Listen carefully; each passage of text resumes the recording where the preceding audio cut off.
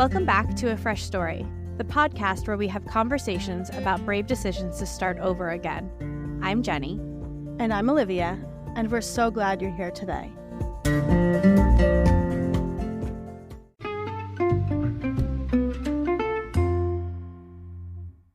Okay, we are with Reema Zaman. She is an author, a speaker, and a screenwriter. She is the author of the critically acclaimed memoir, I Am Yours, and the forthcoming novel, Woman in Flight. Her essays have been published in Vogue, The Guardian, Salon, The Rumpus, and several others, to name a few. She is an Oregon Literary Arts Fellow, and you may recognize her from her viral interview with Cheryl Strayed on the Dear Sugars podcast, one of our faves. Born in Bangladesh and raised in Thailand, she now lives in LA with her Chihuahua daughter, Fia the Fierce, who you have sitting there in your lap right now. And we're so excited to have you here. We always say, like, you know, when you can put good energy into the world, you get the best people that come join your universe. And so we connected to you through one of our longtime people, Dara, who also was on the podcast. And we're so excited to have you here today. Thank you so much. Thank you, Jenny and Olivia. I'm so excited to be here. Fia's excited as well. She just hopped up on my lap before we started recording. I'm so grateful for Dara for so many things. And she actually found me through that Dear Sugars podcast interview. Wow. It came out in 2018, August. And then she listened to it in November. And she reached out to me immediately. And then we became besties. And I'm actually living with her. Fia and I are living with her for a few months as we get our fresh start in LA. I love that. We just moved here from Oregon. I love that. And yeah, it's amazing. It's amazing how the world works in that way. Like how you pick these people up on your journey and then they become the most important gems in your whole life, right? Completely. Yeah. Completely. I mean, we've created work together. We've, raised puppies together, kind of thing. Just and been there for each other as we've gone through a lot of variations of fresh starts. And it's hard being a woman in this world. Being a woman is a lonely endeavor. Being a single mom, as you know, Olivia, is a lonely endeavor. And Dara has found a village around her, and I'm proud to be a part of that village. We have to have each other. We have to lean on each other. Otherwise, it just doesn't work. Yeah. I hesitate to mention this because Dara had her own episode of the podcast, but it's funny because we're part of Dara's extended village too. Like her father and our grandfather were really close friends. I believe they had season tickets to the Rangers next to each other. That's how they met. Amazing. And so we grew up with her like our cousin, but she's not our cousin, and so you build these networks of people and you hold on to them. Like our grandfather passed away in 2004, 2003. 2003. And yet we're still like, we are going to hold on to Dara and Sam for the rest of our lives and for the rest of their lives. And you collect these amazing people in your lives. And I'm just impressed that she reached out because I remember that Cheryl Strayed interview and I was like, wow, this person's amazing. It would have never occurred to me to be like, can I actually know her one day? So I'm so impressed by Dara for being like, hey, I'm going to shoot her an email. Yeah, she actually just DM'd me on Twitter. I love that. Back when we were on Twitter before we all started staying away from it. It's a garbage heap. And she sent me like this long love letter via DM. And the next morning we talked on the phone. And then a few days later we met in person. It was magical. And also I want to say I've had a crush on you two for years because of Fresh Start. And I've been like, oh my gosh, maybe one day we can collaborate on something. And then just naturally this happened. So amazing. Well, good women find each other to support each other, right? There you go. Yeah. Okay, so you're living in LA. You have Fia there in your lap. How are you doing today? How's the house doing today? The little house of women that you have going on there? It's so much fun. I was saying this before we started recording. I love being a wife. And I think every woman needs a wife, and I love cooking. And so I've been feeding everyone incessantly, which thus far it's been going well. And then it's just nice. It's estrogen and puppies, which for me is heaven. And LA is so beautiful. Today's a bit chilly, but that's like once in a blue moon. And I've been wanting to move to LA for about 10 years now, and I kept on getting false starts. There you go. because initially, and we might as well launch into my fresh start. Yeah, let's go. Yeah, let's go. My two ones. Yeah. The one people know most, the one people know well is, from I Am Yours, where I was in a rather abusive relationship in my mid-20s. We got married for my green card. He held it over me like ransom and became more and more controlling and abusive. And it was really hard to, get myself out of that relationship. And when I finally did, I had $60, my laptop, and my newfound voice. And I was so grateful for my freedom. And the silver lining of that relationship is that's when I found my voice, by writing. Because previously I was a trained actress. I was trained to memorize and recite the scripts written largely by white men, by straight white men. And I'd gone to college for acting as well as women's studies because I thought I could be a feminist in service of art that was changing the planet and breaking down patriarchy. But I realized very quickly that really to have any sort of power over the narratives you're producing and putting out in the world, you need to be a writer or a director or a producer. It's very rare that as an actor you can get to that level of power and agency. And then it's even more rare when you're a woman of color. Yeah. And back then in my 20s, I'm 40 now, in my 20s I was just this like bright-eyed, bushy-tailed little thing, and I was kept on getting auditioned and cast as like the supporting girlfriend role. And I was like, this is not how I change the world. And thankfully I discovered writing because I had to. And I think that's similar to your stories too. Like I mentioned, like, half jokingly, like I love being a wife. I was raised to be a really good wife and a really good girlfriend and a really good mother. I know I'll be an amazing mother one day. And I'm an amazing mother to Thea. And that's my conditioning. I'm very good at nurturing and taking care of people. Yeah. And so had I not been in a relationship that pushed me against a wall, figuratively and literally, where I had to dig deep and find my voice and pull it out and roar on my own behalf, I don't think I would have ever become a writer because I wouldn't be in a position where I would need to use my voice. And by being put in a place of danger, it was catalyzed. Right. And so I'm grateful for that relationship because without it, I wouldn't have discovered my edge. Yeah. And my edge is another huge side of me that was living dormant for so long because of the conditioning. Yeah. You can't be nurturing and have an edge. Well, actually, you can. Yeah. And we are the types of women who are showing that's possible. Yeah. And so much of it, too, is just like when you are pushed up against that place, you don't feel like your words are worthy of being in the world. Exactly. Right? Like who cares? Right? Who's going to listen to me? And it's funny. I feel like you and I have, and Jenny too, have a similar trajectory of like our writing was a fresh start. Right. In so many ways. And like my writing saved me. Also, my writing is what ended my marriage. And it's funny, Reema, because just the other day I jokingly said to my mom, I was like, when we publish our book, maybe I'll thank my ex-husband in the acknowledgments because I wouldn't be anyway. The life I'm supposed to have would have not happened because of him. Right. And so I very much understand that like that both and right. The grateful and also like the really happy it's over. Totally. And ultimately, we will meet characters in our lives that inspire certain things or introduce us to certain parts of ourselves. But ultimately, it's our talent and our resilience that made that voice what it is today. Yeah. So he can get gratitude, but not credit. Yeah, exactly. There you go. I always say too about my ex, I'm like, one day I'll thank him, not any day soon, but one day I am thankful in the now, but I don't think that he can understand. I'm not comfortable communicating that quite yet. I think, you mentioned something that was interesting to me, which is that I, have moved to Scotland and I live here with my husband. And I wouldn't live here if it wasn't for him. I mean, I would love to, but I probably wouldn't be able to. And I think that this thing of visas and green cards, it does this warping to relationships because you want to stay here. You want to stay in the country because you're with that person and you don't want to leave them. And it creates this like, and I think in your situation, like I would imagine it created this sort of like desire and this need and this draw where it's like, Yeah.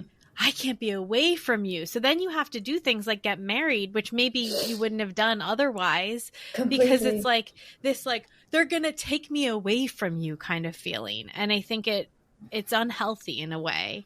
Right. Mine was a little different, but also very similar Yeah. elements of dynamics. And I really appreciate you making that point where it brings an element of urgency and desperation that Exactly. ultimately that's, I mean, relationships should be allowed to bloom and discover itself Right. without any conditions or Right. pressures. It's the same as like if you were to get accidentally pregnant and then suddenly it's like even if that's what you want down the road, it brings a whole new dynamic into the picture of again urgency. With me, it was I was born in Bangladesh, raised in Thailand, and educated there. And when I graduated from high school, I moved to the States for college on a student visa. And then upon graduation, my agents would sponsor. I had my OPT, which is that 1 year visa college students have after graduating. And then my agents sponsored my visas every year. 1 year, my modeling agency would do it. Another year, my acting agency, and they would flip flop that way. So that's what my life was like, when I met the man who then became my husband. I was 25 and he was 11. He's 11 years older. He was 36. And now being older than he was, I can see what he was doing. And I don't even know how conscious he was of it. I think that's the thing. So many men are harmed by patriarchy because they are raised to be so possessive, it borderlines controlling and abusive. Protective that becomes possessive, that becomes controlling, that becomes abusive. It's like a very, very shady gray area. Anyways, so I was about 4 months into dating, I was about to renew my visa, and the fees were like, $2,000 for my lawyer, or $3,000, and another $1,000 for all the paperwork. And he was like, "Hey, babe, like, I want to marry you one day. What if we get married now, just for on paper, and then that way, like, we get to save money. You can put that into this house that I'm renovating for us and our kids one day." And I just thought that was the most romantic thing. And so we went through that. And then suddenly I was like, oh, I have essentially given up my power to live and work in the United States. And all that power lives in this one man's hands. And as long as he's happy and he loves me, I'm fine. But if he were to have a bad day, I'm in danger. And when you're first in love with someone, you don't even realize that's something you need to be conscious of. But then the more I got to know him, the more I realized how mercurial he was, and how, how my status in his day was based on his moods. And so then on his good days, I would be his wife for realsies. And on his bad days, he would call me his wife for greensies, as in like it was fake, that he didn't really love me, that it was just a contract. And it was, it completely warped everything, I think he started feeling a lot of pressure. I started feeling like I have to, and then that, he became more and more controlling. I was working on eggshells. It was just a nightmare. It was, but it, like I said, and it ended up, I started to kind of write down what was happening to me every day, because he would gaslight a lot and say, "Oh, I never said that. I never yelled at you about that." So I initially started writing as a form of documentation, where anything to happen to me, where I need to, take us to court. I had also done research to see how can you transfer sponsorship from a spouse onto yourself for the green card. And you can only do that if you show evidence of abuse. And back then, especially, this was over 10 years ago. This was 12, 13 years ago. The only type of abuse that really mattered was physical. So I was like, well, he's not hitting me. But I started writing down just our daily affairs.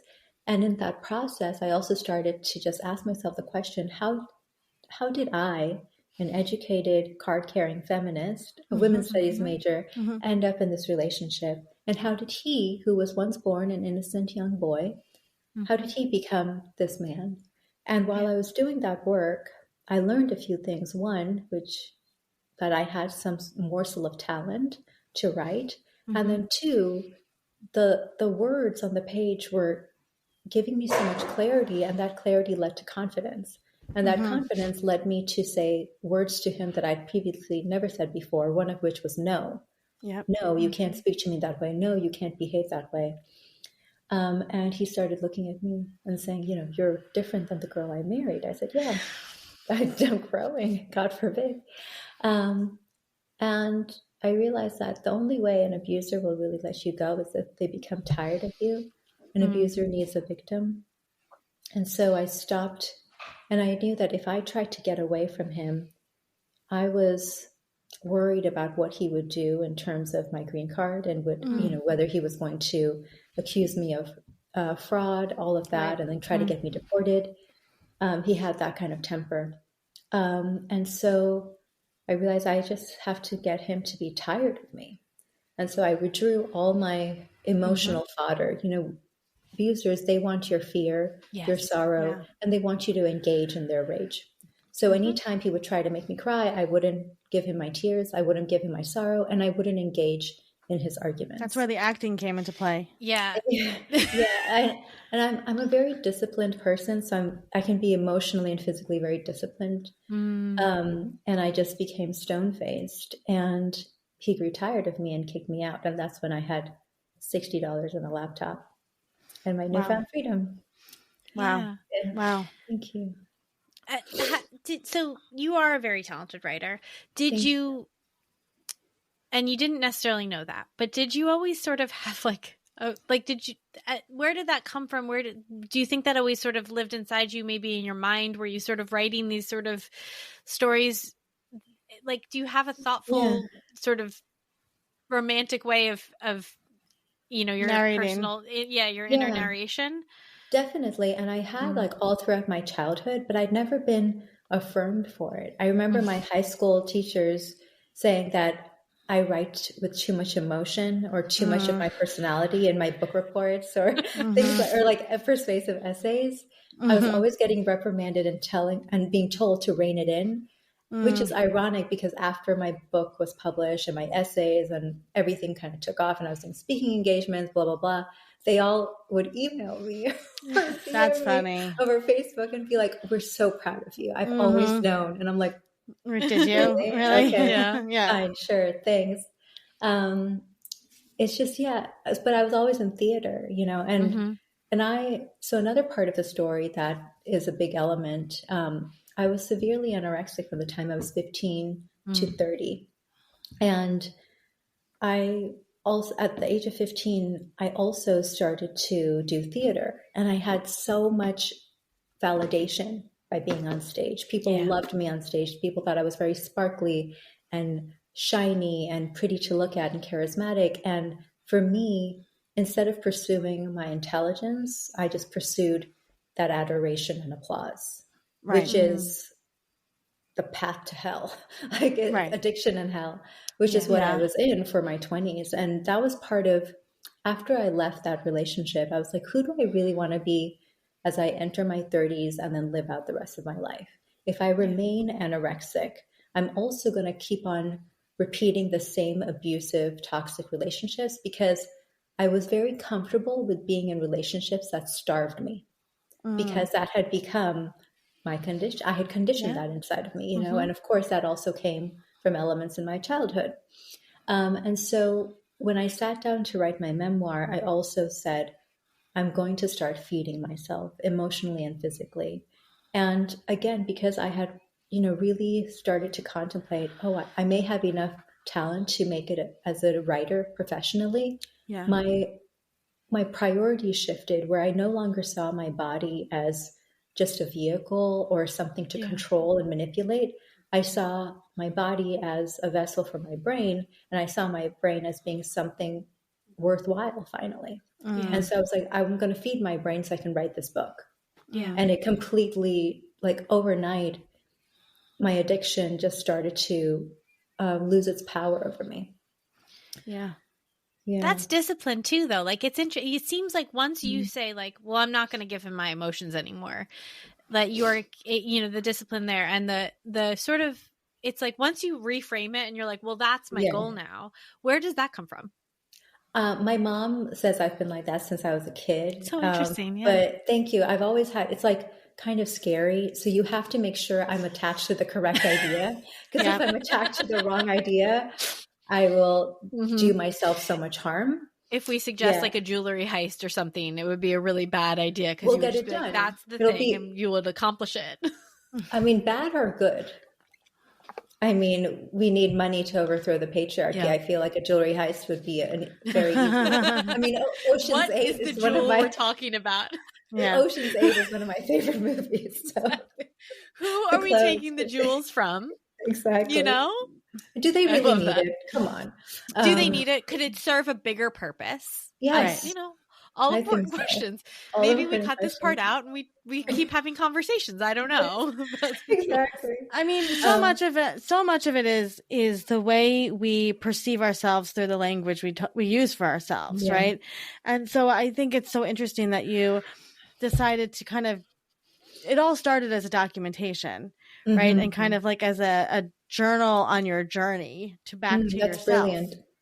Right. Yeah. And so, and then you kind of like, and I feel like the memoir is like this destination, right? That you finally got to after kind of spending so much time figuring out who you were and how to use your language, because our language is what builds our belief system, right? So if we can shift the language, then our belief system shifts, and it can happen overnight. And I think that's the part of healing. Like you said, people don't always believe, but it really can. And I've worked with people, and I mean, even with my own journey, it's like you can wake up in the morning and be like, oh, I'm actually not that person that I thought I was. It's all a story. So what happened? Take us through, like, you had the $60, you had your laptop. What happened next? Thankfully, my ex, he had a condo in Chelsea that he had been renting out to a tenant, and the tenant left.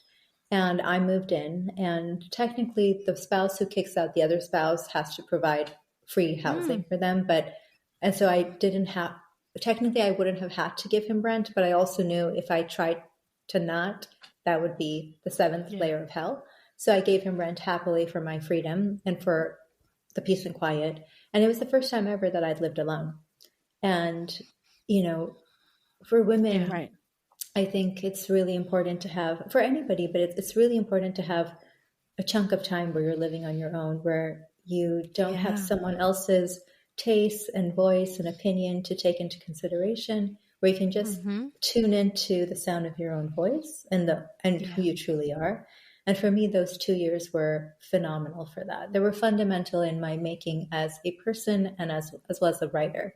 And so I continued to go to my babysitting jobs. I continued to go to auditions, but I kept on writing just for myself. And I had a ton of different essays that I was writing, and I didn't show them to anyone until one of my essays, it was about anorexia and what it truly is about, and how I think it, for most of us who have suffered from it, it's a trauma response. It's a response to suppressed trauma that hasn't been healed. And it manifests in that kind of behavior. And so I published that essay on Facebook when you could do those long notes, and everyone went wild for it. And they were like, oh, who wrote this? It's so intelligent. And I was like, it's me. Thank you. And come back, and it's like coming back to what you said, Olivia, like so much of it is like our perception of ourselves, and then also what other people know us and identify us as. Yeah. And my mom, she said, send this to Oprah. It's really good. And I was like, well, I don't have Oprah on speak, but such a mom comment. I know, it's so great. And I was like, but that does mean, and she said, I think you have a book inside of you. And my baby sister, and I was still in New York at this time. So my baby sister was going to graduate from high school, and they all live in Oregon. My mom, stepdad, and my sister. And so she was going to graduate, and I was already scheduled to go and, see her graduation. And my mom said, stay on for a few months and keep writing and see what happens.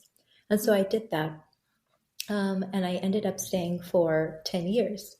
I went to Oregon on a one-way ticket from New York, and I started writing. And that's when I was thinking, I'm going to move to LA, so I can still continue acting as well as writing, but it's really expensive here. And I knew if I was trying to get a writing career off the ground, I should do it in a city that's less expensive, but also with the support of my family around me. So I lived with my parents for a year, and then I started working at Whole Foods and Kinder Care. And then I saved up, got my own apartment, got my own agent, started publishing my essays. Then my book was bought and then published in 2019. So I moved from New York in 2013. It took a while for the book to get picked up and then published in 2019. And that's when things started to all kind of coalesce and like a kind of not explode, but my mom calls it a seamless explosion, like very gentle, elegant explosion. Yeah, I understand and, that. Yeah, and things started to just build. And then again, I was going to move to LA in 2020, but then the pandemic hit.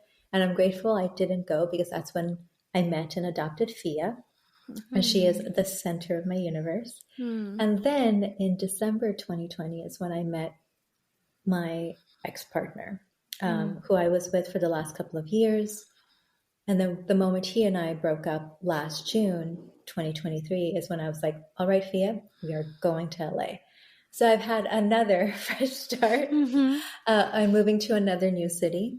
But I will say the difference between all the other cities and this one is LA has always felt like home. Even when I would visit for work or for, family weddings or anything, I've always felt at home here.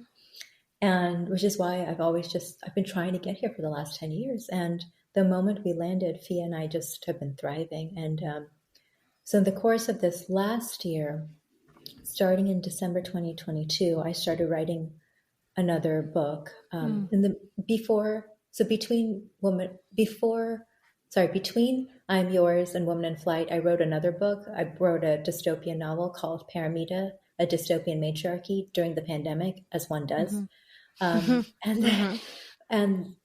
I started writing a third book called Woman in Flight when I could feel that my, recent relationship, I could feel that there was a hawk circling the soon to be dead body of that relationship. It's a great way to describe that. Yes, understood.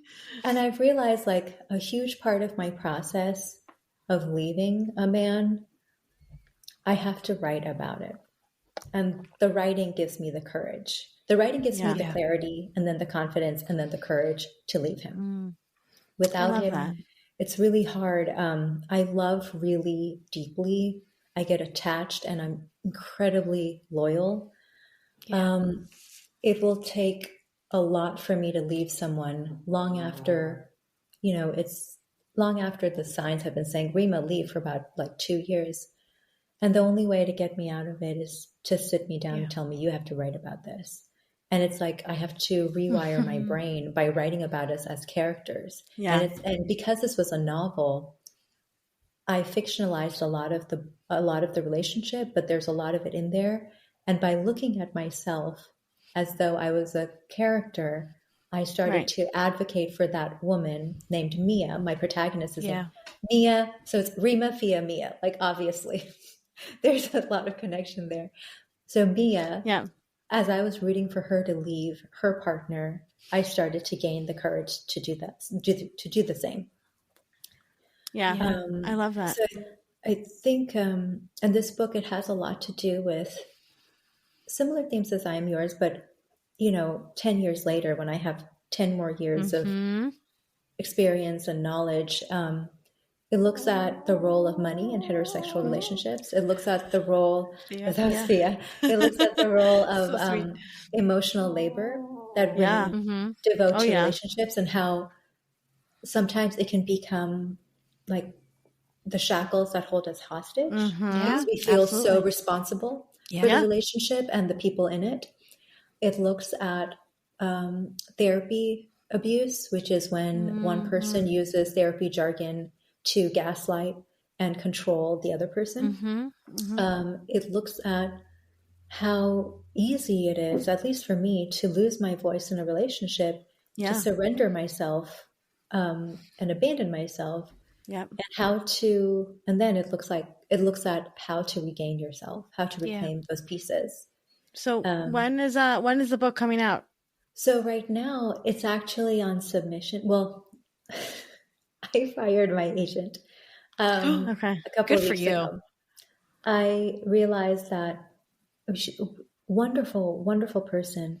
But I Yeah. realized that I was doing the same thing in that relationship that I have with many male partners, which is I was doing the work of two people, or I was making up for, I was doing much more work that was not mine Right. to do. Right. Yeah.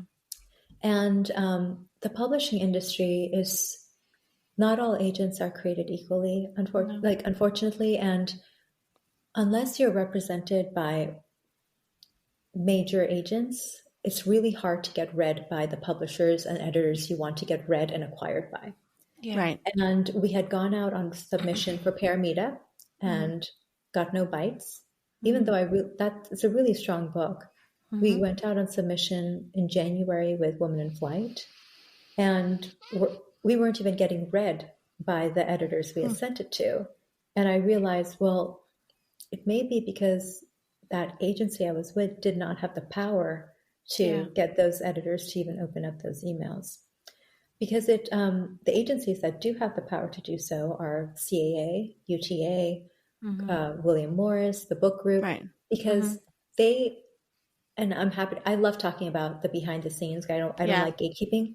The reason why those clients get read is because those agencies also represent people like Prince Harry and Obama and Biden. And their memoirs are the ones that sell millions of copies and make the rest of our advances possible. Right. Their memoirs, their books keep the industry alive. So of course, if you're an agent who, represents Biden and also represents little old me, those editors are going to prioritize reading my manuscript because they want to keep those agents happy. Right. It's just the nature of the business. So I felt like I was really stepping up for my inner child, because there were a lot of things, and people who have read I Am Yours know this, there were a lot of things in my childhood where I wish my parents had been more vocal about protecting me against outside forces. Yeah. And I have extremely loving parents, but I don't have the kind of parents that would like storm into a high school or a middle school and say like, my kid deserves better. Yeah. So I felt like I was doing that for myself when I Yeah.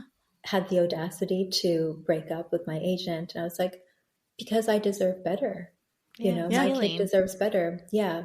My books are my babies. And it's interesting how sometimes we need like the 1 degree away from us for us to be like, I'm going to stand up for you. I was standing up for my book and standing up for myself. But so that's where we are with it.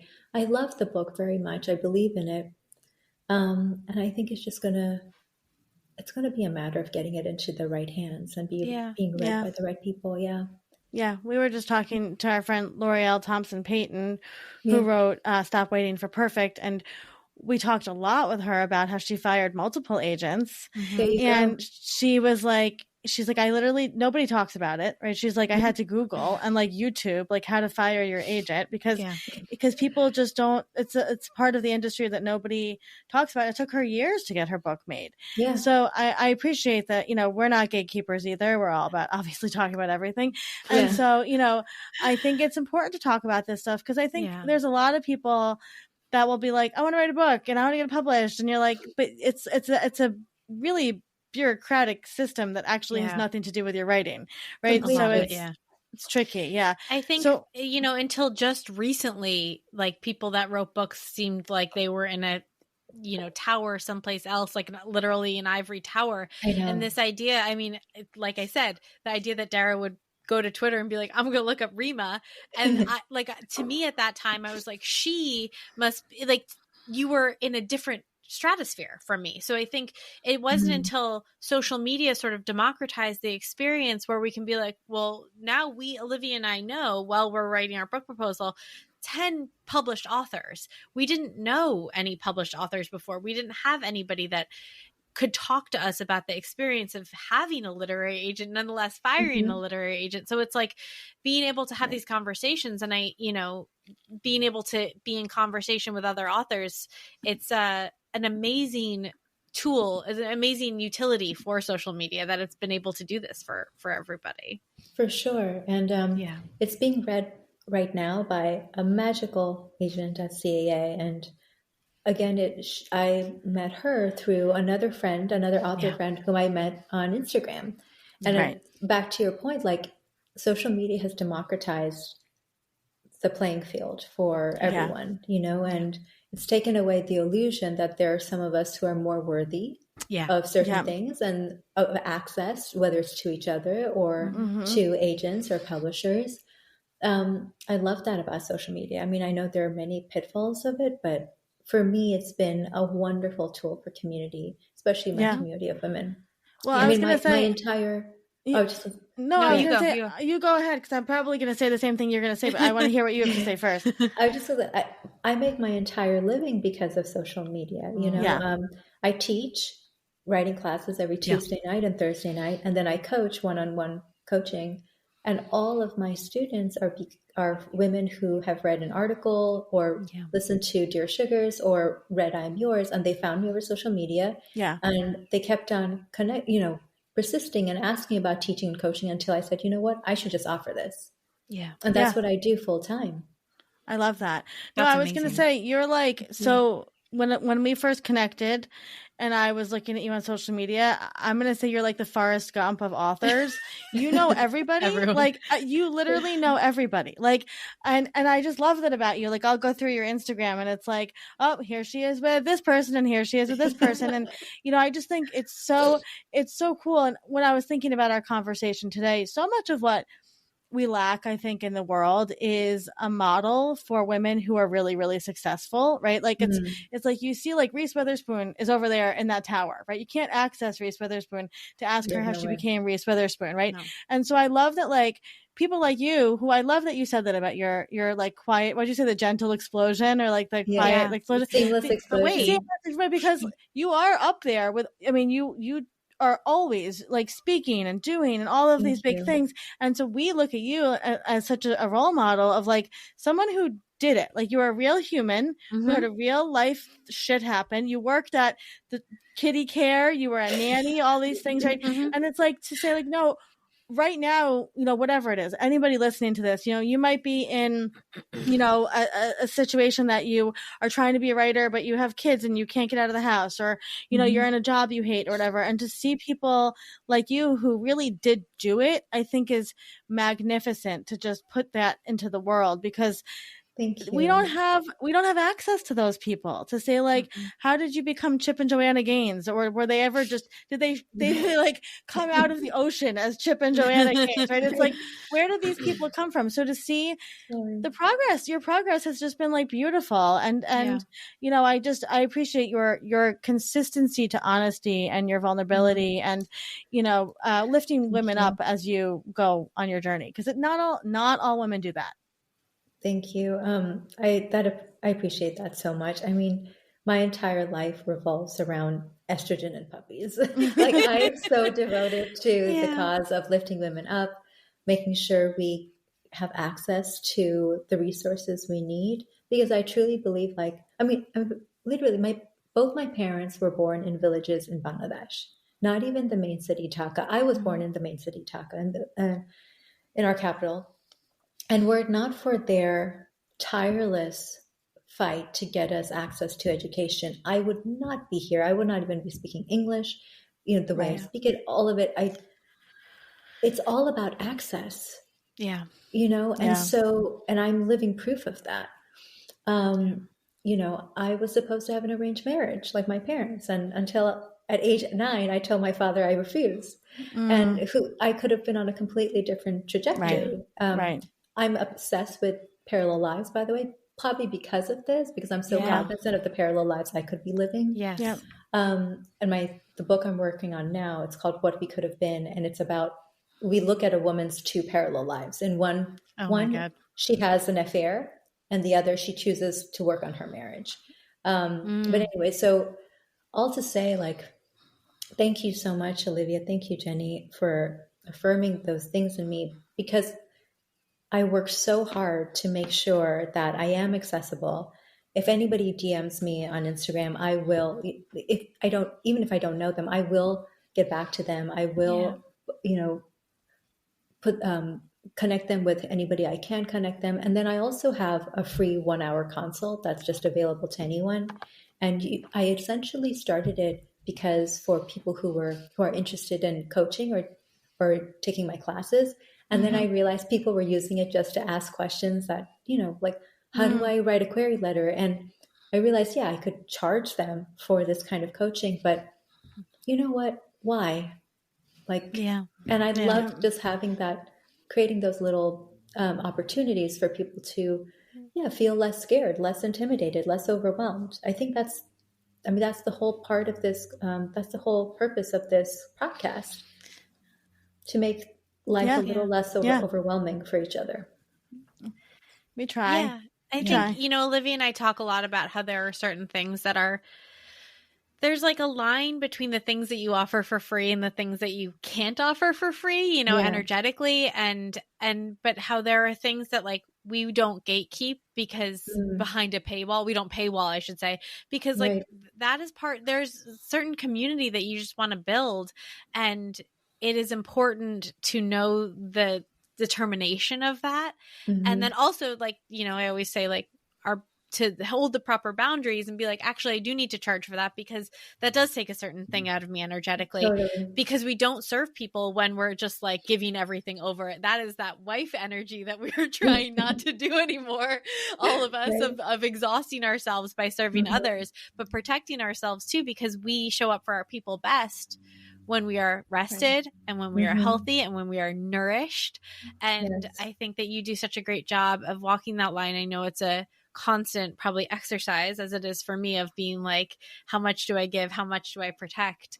But, knowing those people that you can invest in and knowing who you can, act as a wife for 4 months, and that they're going to still love you and protect you and take care of you and put into you as well.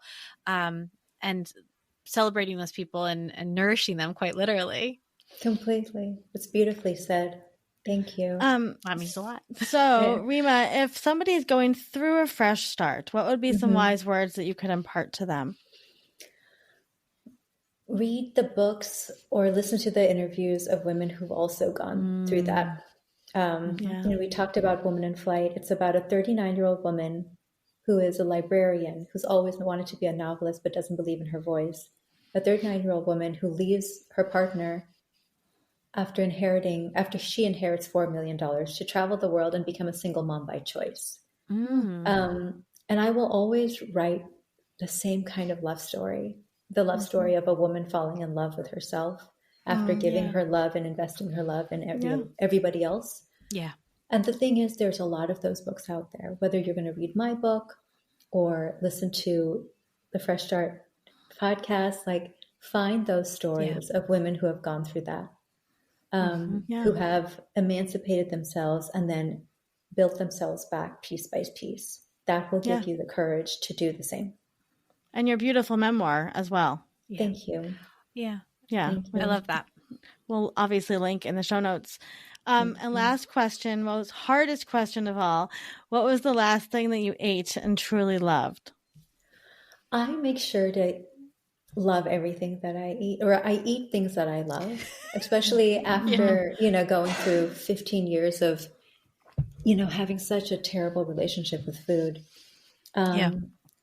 Last night, what did I make? I made sweet potato boats with umami black beans and a tahini dressing and avocado. Oh, that and sounds I made amazing. grilled broccolini and beets. I cook a lot. And then this morning I had my oatmeal bowl as usual, and Fia had her pork breakfast. She is the one non-vegan in our family. I am vegan and she definitely is not. Food. I love that question. I mean, for me, it's like a profound question because of my history. I make sure to eat only things I love. I love it's that. important. I had that realization the other day. I was like, I never have to eat another meal that I don't adore. Like, as an adult, it's mind-blowing. It's so satisfying to realize. You're like, oh, I'm big on like, I'll get up in the middle of the meal and I'll be like, okay, wait, this isn't working. We need to fix it because I need to love this meal. Absolutely. I love that you're going through that. I went through the same I realized the other day I never had to see snow unless I want to. And I wept because I was so happy. It's like, like the things we kind of settle for, was like, oh, these are the conditions of my life. And then you realize that's a sad, sad I little love sentence, that. you know? Ooh. Yeah. I love that. That's a You great don't way to have end this episode. The conditions of your life. I feel like Yeah. that's maybe the next book. Well, where can people find you? How can they read your things? How can they follow you? Thank you. The stuff. I'm most active on Instagram. I don't really do anything else anywhere else. So please just reach out on Instagram. I'm really easy to find because Reema Zaman is a pretty unique name. And I'm easy to access. That's actually more important. I'm easy to access because I will always respond to your emails, DMs, everything. My email is reema@reemazaman.com. If you have any burning questions about writing, please email me. I will guide you in the right. If I can't coach you on it, I will guide you towards the correct resources.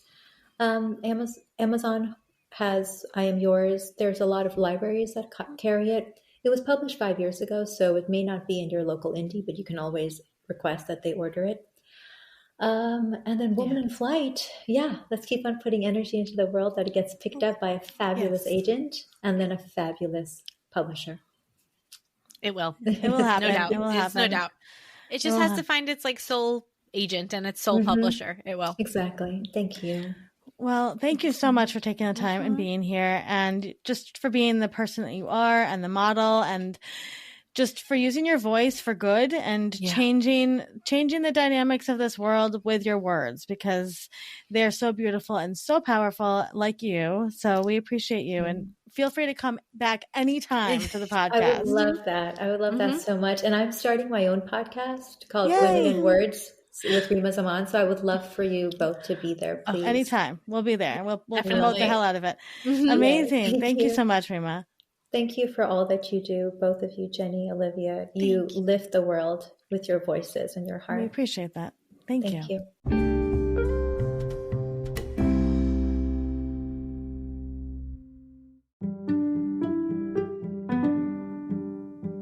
Thank you for listening to today's story.